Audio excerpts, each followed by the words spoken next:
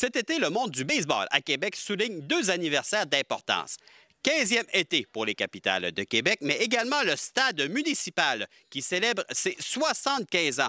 Récemment, Daniel Papillon, un expert en baseball à Québec, lançait son propre livre.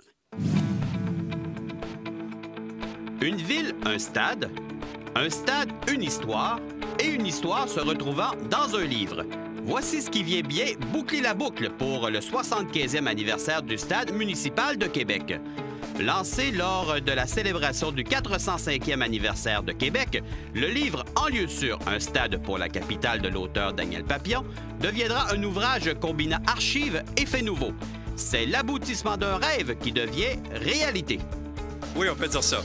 C'est pas un rêve d'enfance, là, mais depuis que je travaille, que je collabore avec les Capitales depuis 1999, bien oui, à un moment donné, tant qu'à faire de la recherche sur l'histoire du baseball, pourquoi pas écrire un livre? Mais ma réserve était toujours de dire, bien, c'est quand même pas un gros marché d'écrire un livre sur le baseball à Québec. On en vend combien de copies, puis combien ça coûte d'investir là-dedans? Et finalement, c'est-tu toi qui payes de ta poche pour écrire un livre? Mais là, on s'est trouvé un partenaire énorme, disons, avec la Commission des Capitales nationales et la Ville de Québec. Et on a pu réaliser, oui, un rêve, effectivement, oui.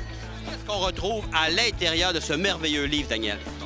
La construction du stade municipal, le contexte économique qui entoure la construction du stade municipal. Pourquoi on construit un stade en 1938, alors qu'en 1937, on n'a même pas d'équipe de baseball à Québec? Évidemment, tous les locataires qui ont joué ici. Il y a un chapitre sur ce qui s'appelle les grands visiteurs, donc les événements particuliers comme les Braves de Milwaukee qui sont venus jouer ici, les Expos de Montréal, les Harlem Globetrotters, qui n'est pas l'équipe de basketball, mais bien l'équipe de baseball avec Satchel Paige, entre autres. Ça, c'est dans les grands visiteurs.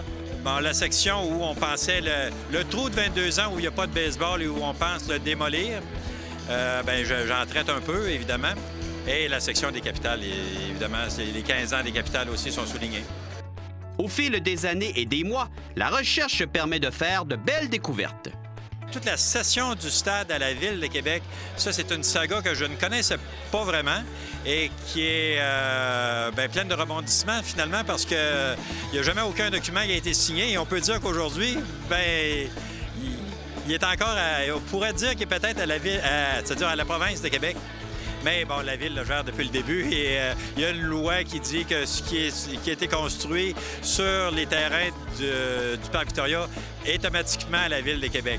Entre autres, une autre chose que je ne connaissais pas, ils ont joué 2 ans sans chambre de joueurs ici. En 1939, parce qu'on construit en 38, mais on ne joue pas au baseball en 1938, on joue en 39 et 40, entre autres, sans chambre de joueurs. Donc, on se change à l'hôtel pour les 2 équipes et on s'en vient ici habillé en baseball. Et on mène au Spike, évidemment, rendu au stade, là.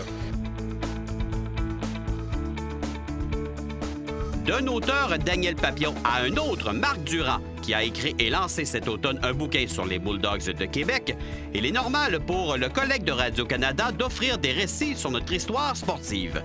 Il était temps, hein? C'était le fun. C'est le fun pour les Bulldogs, mais c'est le fun pour le stade municipal, pour le baseball à Québec. On sait les années difficiles qu'on a connues. Tu les as vécues, je les ai vécues aussi dans les années 90. Là, on voulait le démolir. On voulait en faire un stationnement. Quelle horreur. Quand on y pense aujourd'hui, regarde le beau stade, le soleil est là, les gens viennent. On a une excellente équipe de baseball, les Capitales. C'est génial. Et maintenant, avec ce livre-là, je l'ai pas encore lu, mais je suis convaincu qu'on fait le tour des 75 ans du stade avec brio. Daniel, c'est un gars qui connaît ça. Il a tout fait ce qu'on voit ici dans le stade, dans les couloirs, vous le savez.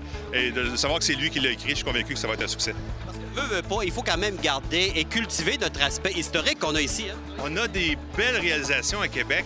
Et encore une fois, je reviens sur le livre sur les Bulldogs, mais les gens ont compris que le hockey est pratiquement né à Québec, alors on ne savait pas vraiment. Bien, le baseball, au Québec, il est passé par Québec, c'est sûr, par les grandes équipes qu'on a eues ici, même avant le stade. Alors ça, le livre en parle également. Puis de savoir que tous ces joueurs-là, même les joueurs professionnels de haut niveau, ont joué ici jusqu'au Carnaval, et on le sait, du côté des filiales des Expos. Et de voir les Capitales aujourd'hui, encore une fois.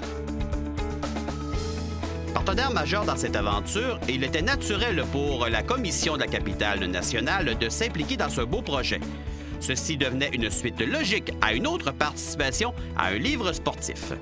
On a déjà fait même un livre sur les Bulldogs. Alors, on s'intéresse beaucoup à ce qui intéresse les gens de la capitale nationale.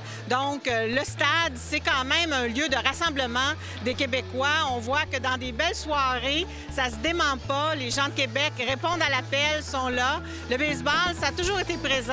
Et c'est important de souligner la ténacité. Hein? Il y a eu des moments plus difficiles dans l'histoire du stade. Et maintenant, on peut voir que la renaissance du stade est là pour rester.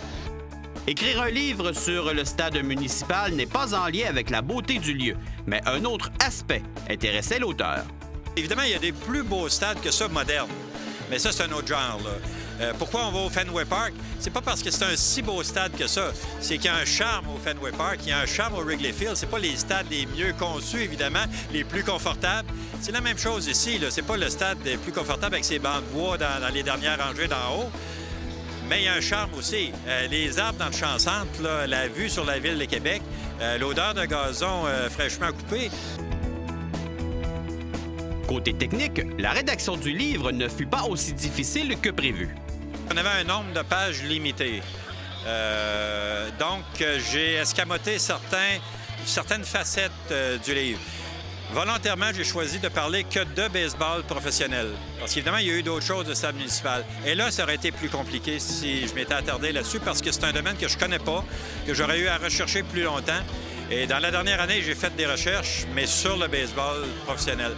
Finalement, même s'ils ne sont pas à la base du projet, les capitales de Québec auront été des associés de luxe. La formation tient au côté historique. Le livre vient un petit peu concrétiser toute cette histoire-là. Les gens, un coup qu'on découvre ces écritures-là, ces aventures-là, on va en savoir toujours plus. Et pour avoir déjà lu quelques pages dans le livre, c'est fantastique. Je veux dire, c'est nos racines. Puis il y a plein d'histoires là-dedans que je savais pas encore, qui me surprennent, que j'avais vues sur les murs, mais qui n'étaient pas nécessairement écrites parce que, bon, il y a tant d'espace sur les murs. Mais je pense que c'est important pour nous d'y participer parce qu'on croit au projet. Puis on pense que c'est le fun pour les gens de redécouvrir justement ce qui s'est passé chez les gens plus vieux que nous qui nous racontent. Là, on a vraiment la justesse des choses. Un beau livre soulignant l'histoire d'un lieu légendaire. Une visite et vous serez conquis.